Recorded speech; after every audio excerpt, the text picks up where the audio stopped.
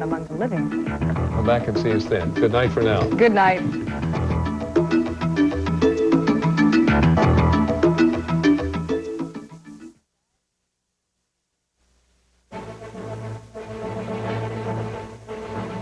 More evidence that the USS Iowa blast was an accident. Gorbachev toughens his stand in advance of the summit. And Arafat says Palestinians need UN protection in Israel.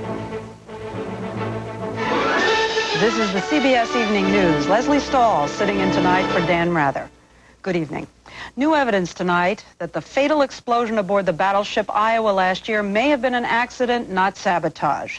This comes one day after the Navy reopened the Iowa investigation and ordered all U.S. battleships not to fire their big guns until further notice. Until yesterday, the Navy insisted that one of the 47 sailors who died in the Iowa explosion set it off on purpose.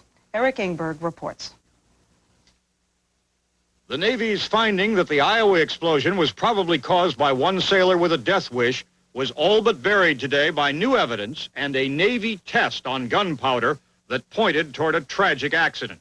The testimony today will essentially eviscerate the Navy's conclusion that the explosion on the USS Iowa was a result of a wrongful intentional act. The testimony came from experts brought in by Congress from the Energy Department's Sandia Weapons Laboratory. The Navy investigation had claimed debris found in the Iowa's gun was evidence someone had slipped in a detonator. Admirals pointed to a gunner's mate, Clayton Hartwig, killed in the blast. We could neither prove nor disprove the presence of a chemical igniter proposed by the Navy. The Navy had dismissed the possibility the gunpowder was set off accidentally. It did find the hydraulic ram, which pushes a projectile and powder bags into the gun, had pushed 21 inches further than it should have, but concluded that was not enough to cause trouble. Sandia found the ram had actually extended 24 inches too far, enough to compress the powder bags. Pushed together, the bags became more sensitive and could have exploded. We think it's a possible scenario. Would you say that it would be fair to say it's a probable scenario? I don't think that we can say that. That possibility was buttressed yesterday when the Navy tested the theory and the powder bags ignited.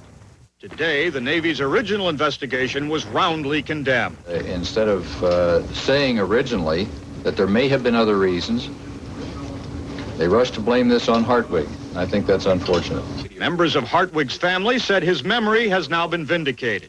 I would just like to see them admit that they made a mistake and just say three simple words. We just really don't know what happened. He loved his country. His one desire was to be a sailor, and that's what he was. And he died loving what he did best. The Navy has promised an entirely new investigation of the blast, but senators say this time they want the outside scientists from Sandia Labs to oversee the tests. Eric Ingberg, CBS News, Washington. Mikhail Gorbachev warned today that a unified Germany in the Western camp could wreck the whole process of disarmament in Europe. Gorbachev focused on the German question in a news conference, setting the stage for his summit talks with President Bush next week. Moscow correspondent Barry Peterson reports. Mikhail Gorbachev tonight toughened the stand he will take on German reunification when he meets with President Bush at the summit. A unified Germany that stays in NATO, said an angry Gorbachev, will upset the balance of power in Europe and sow discord on a global scale. And then he showed what even he called his trump card, a threat to hold up the withdrawal of Soviet troops from Eastern Europe.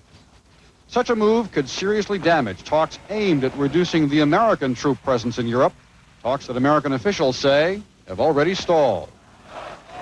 On the issue of Lithuanian independence, Gorbachev rejected White House criticism of how he is handling the crisis. In an apparent reference to George Bush's decision to use force in Panama, Gorbachev said an American president would have solved the Lithuania problem in 24 hours. But in the Soviet Union, said Gorbachev, we try to resolve such issues within our Constitution. While Gorbachev focuses on the coming summit, he has trouble brewing right here at home, coming from Boris Yeltsin, his one-time political friend, now turned adversary. Yeltsin is running for president of Russia, the largest of the Soviet Union's 15 republics. He campaigned on promises of more political and economic independence from the Kremlin. In a surprise move, Gorbachev's hand-picked candidate dropped out of the race today. It's rather a dubious prospect for the stability of the Soviet system at the top if Yeltsin is chairman of the Russian Federation and Gorbachev president of the whole country. Unofficial results tonight showed no candidate winning enough votes for victory. Yeltsin faces another election, so Gorbachev must wait to see if he has yet another headache in his struggle to govern. Barry Peterson, CBS News, Moscow. PLO Chairman Yasser Arafat today called on the UN Security Council to send emergency peacekeeping forces to Israel's occupied territories to stop what he called a war of extermination by Israel. American officials said they will oppose any permanent UN force, but might favor a temporary fact-finding mission. Israel said it will reject any UN oversight. Bob Fall reports from Jerusalem. Arafat told the special session it's a matter of life and death, that Israel, not a crazed gunman, should be held accountable for 7 Arabs gunned down Sunday, and asserted that without UN protection, Palestinians on the West Bank and Gaza face extinction. For over 30 months, the Israeli occupation forces have been waging a war of extermination on all fronts. In East Jerusalem, Palestinians waging a hunger strike against Israeli policies listened to Arafat on the radio and rejoiced. What has been done is a great speech by President Arafat. All Palestinians in the occupied territories are supporting it.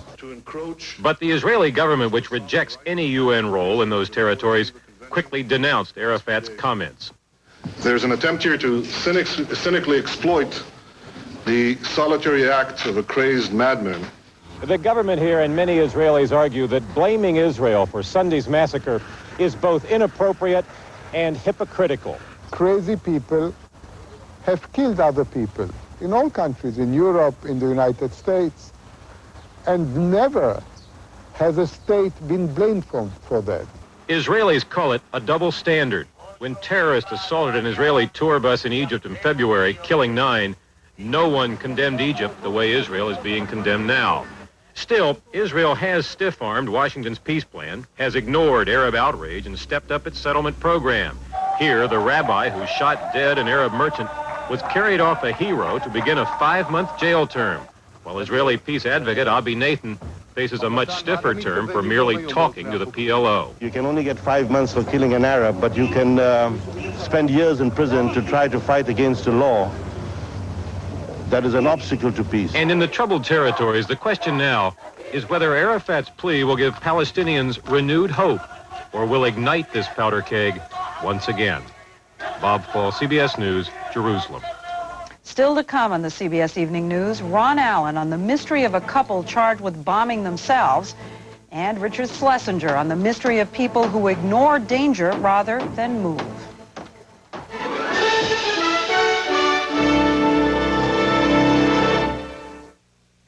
I got a phone call this morning from one of our oldest customers. He fired us. After 20 years, he fired us. Said he didn't know us anymore. I think I know why. We used to do business with a handshake, face to face. Now it's a phone call and a fax. Get back to you later. With another fax, probably.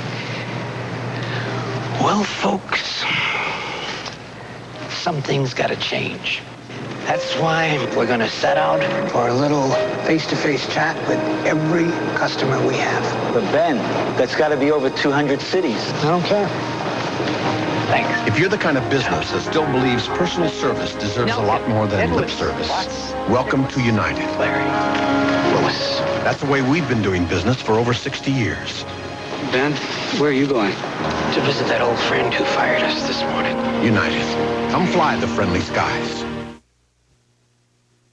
I thought you wanted to impress me. Cereal these days needs accessories. You know, fancy fruit shapes, matching textured things. Well, this isn't dressed up at all. It's just flakes. Maybe I was wrong. Yes, I like it. It's simple, classic. Makes a bold statement all by itself. Kellogg's Corn Flakes. Corn Flakes? Taste them again for the first time. Former President Reagan is canceling a planned trip to Europe next month and limiting his other travel plans on advice from his doctors. This follows the discovery of several small adhesions in Mr. Reagan's small intestine. A spokesman for the former president said the adhesions are not dangerous. An Air Force jet fighter crashed today in southern Georgia. The F-16 went down in a residential area, touching off fires and doing heavy damage to a number of homes. The pilot and a woman on the ground reportedly were killed.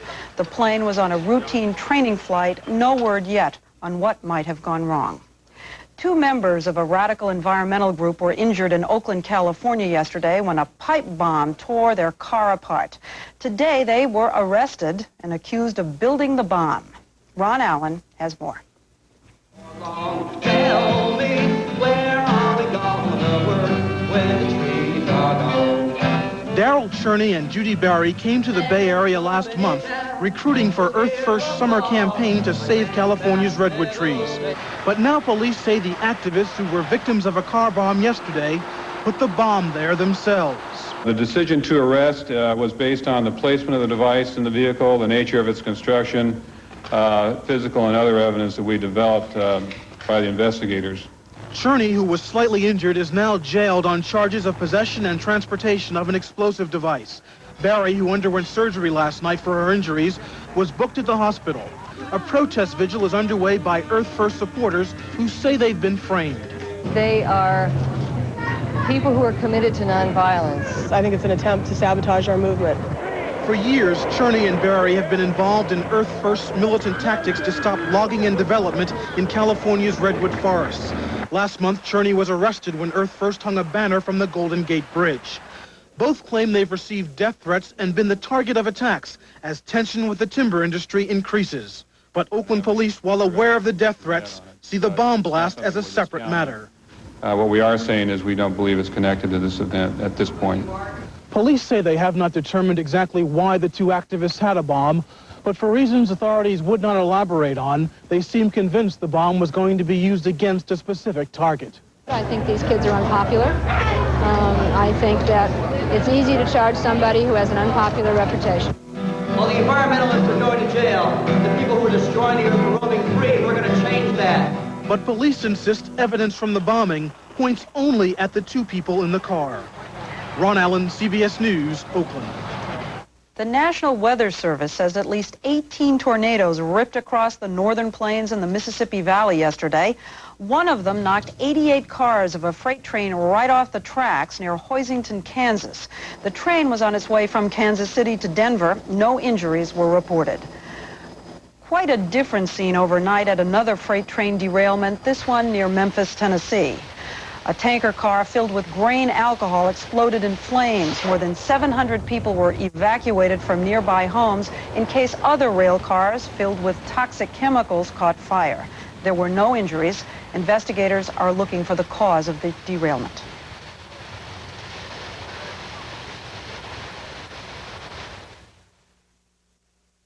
There's really no comparison. It's so obvious. Are you kidding? America's coffee drinkers are discovering that Maxwell House Instant looks more like fresh ground coffee than these instant coffee crystals. What are those crystals anyway? Smells good. Maxwell House is blended with Colombian beans. It looks, smells, and tastes like fresh ground. It is good. Maxwell House Instant. Everything about it says fresh ground taste.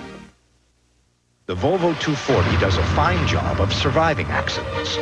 But the Subaru Legacy with four-wheel drive and anti-lock brakes reminds you the best way to survive an accident is not to get into one. Make it easy on yourself. Original heavy-duty easy-off oven cleaner dissolves that burnt-on grease off the grill. Just sponge and rinse, because the cleaner the grill, the better the cookout. Make it easy on yourself. With Easy Off. Mr. Green has a mower he purchased brand new. Oh, the wonderful things he thought it would do. But it sputtered, it coughed, it gave quite a wheeze. And mowing the yard was not such a breeze. And so when the time came to buy something new, Mr. Green bought a snapper, and so should you. For your yard and your garden, these snappers, you see, take mowing and grooming more seriously. And now when he mows, Mr. Green is seen with something we'd call a serious machine. There's new heat in the controversy over global warming. A United Nations scientific panel said tonight that warming of the Earth is underway already and called for reducing the industrial pollution believed responsible. President Bush said at a recent global warming conference in Washington that more study is needed. Colombia holds its presidential election on Sunday in an atmosphere of terror. More than 200 people have been killed since the government declared war on drug traffickers last year, and a new wave of violence could reach a climax on Election Day. Doug Tennell is covering the campaign. When presidential frontrunner Cesar Gaviria makes a campaign stop, he is never out of range of a gun jeep, a contingent of military police, as well as his own hired guns. He always travels in convoy with an ambulance, if, that is, the candidate chooses to travel at all. Antonio Navarro hasn't so much as stepped outside his bunker-like house in Bogota since he declared himself a presidential candidate last month. The former leader of Navarro's party was one of the 3 presidential candidates gunned down by assassins during the campaign. In a room where the curtains are always drawn, Navarro's bodyguard never takes his gun hand off the pistol grip when strangers enter. Being a candidate in Colombia is a risk, but at the same time, it's a hope. This is how Colombia's cocaine cartels have succeeded in setting the agenda for the presidential election. Just last night, 2 more bombs in downtown Medellin, killing 7, wounding more than 20 others. In recent weeks, gunmen for the cartels have assassinated 49 Colombian policemen in the city. They have targeted any public figure who favors extraditing cartel leaders to the United States for trial. The result is, when it comes to the question of how to deal with the cartels, the candidates sound very much the same. All say they want to see the violence stopped. None of them wholeheartedly support extradition. Conservative Party leader Rodrigo Lloreda outspokenly opposed extradition. He is also the only candidate who risked outdoor public appearances. How do you feel about it now as you go about your business? Are you afraid all the time, or do you just try to forget about it? How do you forget about it? This is the country we have to live, and we have the responsibility to get this country through and to solve these problems of this nation. But for right now, solutions will have to wait. In Colombia, it's all the government can do to protect the candidates and all they can do to survive. Doug Tennell, CBS News, Bogota. The U.S. Drug Enforcement Administration admitted today it paid $20,000 to the people who delivered a Mexican suspect last month for trial in the United States. The suspect is a Mexican doctor wanted in connection with the 1985 murder of a U.S. drug agent in Guadalajara. Mexican officials have charged the U.S. was involved in kidnapping the suspect and violated Mexico's sovereignty. The DEA insists the U.S. did nothing illegal. Actor Vic Tayback died today of a heart attack at his home in Glendale, California. He played Mel Sharples, the diner owner on the TV sitcom Alice. Vic Tayback was 60 years old. As Americans headed into the Memorial Day weekend, members of the 3rd U.S. Infantry were busy at Arlington National Cemetery. They honored the country's war dead by placing a small American flag by each and every tombstone at Arlington, about 175,000 in all.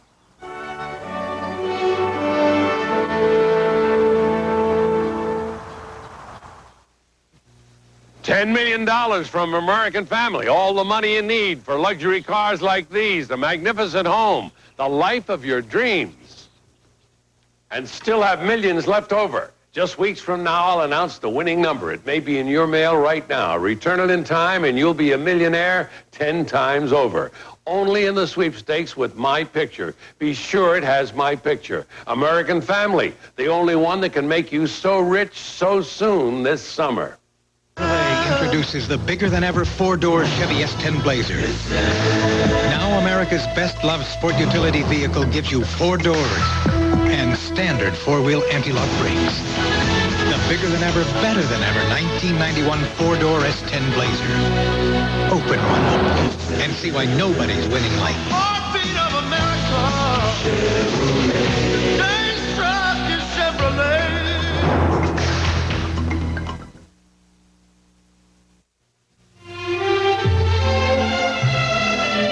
From the cafes of Paris comes the inspiration for a different kind of mustard.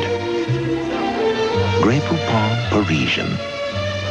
Created especially for sandwiches, its distinctive flavor gives even the simplest foods a sophisticated accent. Pardon me, would you have any Grey Poupon Parisian? But of course. Grey Poupon Parisian mustard, another of life's finer pleasures. Federal food safety officials said today the Beechnut Corporation is recalling 11,000 cases of baby food in 22 states east of the Rockies. The baby food may contain pebbles. The recall affects some shipments of 3 Beechnut product lines: Beechnut Table Time Vegetable Stew with Chicken, Beechnut Stages 3 Chicken Noodle Dinner, and Beechnut Stages 3 Dinner Variety Pack. General Motors announced plans today to build cars in East Germany starting in the fall. It's a joint venture with an East German company. The cars will be sold in Europe. Meanwhile, American auto workers say they're being sold out. Here's CBS News business correspondent Ray Brady. Study those faces. They're concerned, worried. As these auto workers get ready to negotiate a new contract with the auto companies, they desperately want what they thought they had been guaranteed last time round: a secure job. Job security. Job security. Job security. 3 years ago, both sides shook hands on what seemed like a crystal clear contract. The corporation will not close any plant. A contract the union called unprecedented job security. But then it hit. Padlocks on plants, auto plants, unpopular models phased out. Work moved the plants outside the U.S. New joint ventures with the Japanese. While the auto companies made hefty profits in those years, almost $30 billion, workers like Ron Becker were off the job after 22 years of making GM products like this J car he owns. I think we were really misled. I think we were really lied to. On the closing of our plant, they said we wouldn't close any more plants, and they did.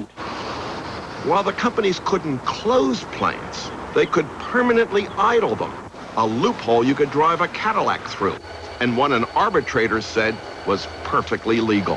What's the difference? You're still out of work. A Chrysler plant in Detroit, GM plants in Massachusetts and in Missouri, and 3 others. More than 60,000 auto workers out of work. Only Ford not shutting down. Diane Villamere can't take the strain of not knowing if her idled plant will ever open again. She's studying to go into new work. There's no such thing as job security in this country. That's the bottom line. Accused of adopting the auto company's agenda, UAW officials are defensive. I think the auto workers have more job security than anybody else in the manufacturing industry. In fact, I'm positive of it. But how can workers feel secure, ask union dissidents, when the companies keep moving plants to places like Mexico? How are we going to cause them to put their profits back in the community? How are we going to take this extraordinary bonanza that they've reaped over this last decade while our wages have fallen and our job security has gone out the window, and turn it around? One group of GM employees won't be worrying about security. At GM's annual meeting today, pensions were doubled for more than 3,300 executives, with Chairman Roger Smith's pension going to $1.2 million a year. New contract negotiations for the workers begin in July. Ray Brady, CBS News, New York. The Commerce Department reported today that the U.S. trade deficit shrank in the first quarter of the year to about $26.5 billion. That's the smallest deficit in more than 6 years. Sales of used homes nationwide fell more than 2% last month. The National Association of Realtors blames high mortgage interest rates.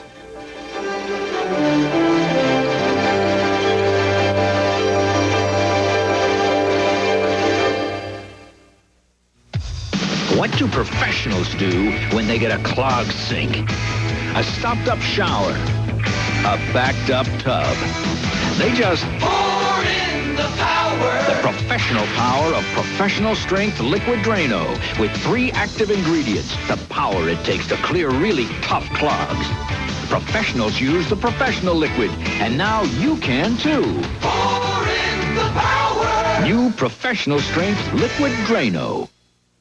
With lower back pain, every step can send more pain to your lower back.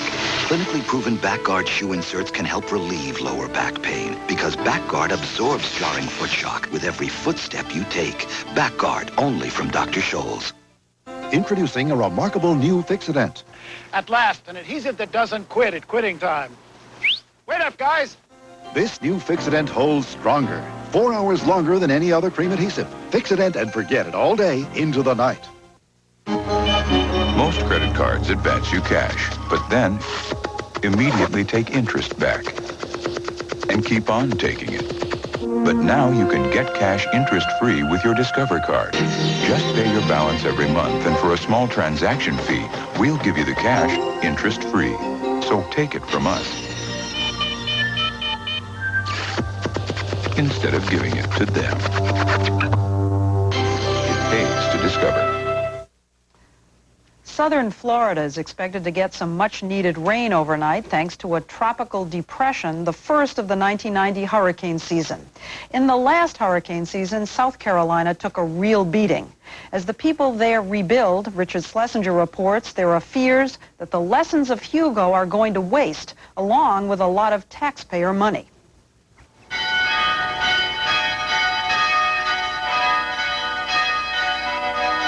All along the South Carolina coast, the ugly remnants of Hurricane Hugo are disappearing, but there are still eerie reminders of the storm's power. This is part of a cannonball. So much sand was blasted away by the storm that artifacts which had been buried for 130 years turned up on the beach. It uncovered what were mud flats during the time of the Civil War. Life here is beginning to return to normal after almost 9 months of cleaning up, patching up, and digging out. I guess if you were a Yankee, you'd say it's hell on wheels. It's been awful. But I feel like I'm going to cry. We'll get through it. The state government has spent millions to help rebuild beaches. The federal government has spent millions to help rebuild houses. But hurricane specialists warn this area is building itself up for another disaster. Yeah, you can't give a clearer message than the destruction of a house. And if the destruction of your house doesn't sink in, and if you just rebuild that house in the same location, it's very discouraging. All along the beachfront, Orrin Pilkey has plenty to be discouraged about. We never considered not building back. Never. Always. We love it here. We want to retire here. Many of the people here consider these houses dream houses, but a lot of the money driving those dreams is taxpayer money, paid out as federal subsidies to the flood insurance program that is financing this redevelopment. Almost $300 million has been paid out of the program in South Carolina. That's about half the total amount available in the fund. Critics have long said the federal government should not subsidize rebuilding houses that are sitting ducks for the next big storm. It just all depends on what side of the fence you're on, I guess. But we pay a lot of taxes. And we pay for the insurance. They say 200 years since there's been a storm as bad as Hugo. And I'm not looking forward to another one, and I don't expect one. So I think the odds are in my favor this trip. Barry McClellan's new house is bigger and stronger than the one Hugo washed away. Like his neighbors, he's willing to gamble that this island will be spared another hurricane, willing to take the risk, with a little help from Uncle Sam's insurance fund. Richard Schlesinger, CBS News, Isle of Palm, South Carolina. That's the CBS Evening News. Bob Schieffer will be here tomorrow, and Connie Chung on Sunday. I'm Leslie Stahl, sitting in tonight for Dan Rather. Good night.